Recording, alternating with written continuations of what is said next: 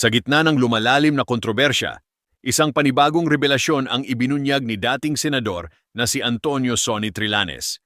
Ayon sa kanya, may ilan umano sa 18 dating sundalo ang nais nang bumaliktad sa kanilang mga naunang pahayag. Mga testimonya na minsang naging sentro ng usapin. Ngayon ay tila gumuho at nababalot ng pagdududa. Mas nakakagulat pa. May ilan umano sa kanila ang nagsabing binayaran lang sila, kaya sila nagsalita.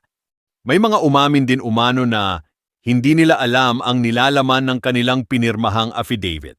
Kung ganito ang sitwasyon, gaano kalalim ang katotohanang itinatago? Sino ang nagdikta ng kanilang mga salita? At sino ang tunay na may pakana? Sa bawat pagbabaligtad ng kwento, mas lalong umiinit ang tanong ng bayan, katotohanan o manipulasyon. Manatiling nakatutok dahil ang kwentong ito ay malayo pa sa katapusan.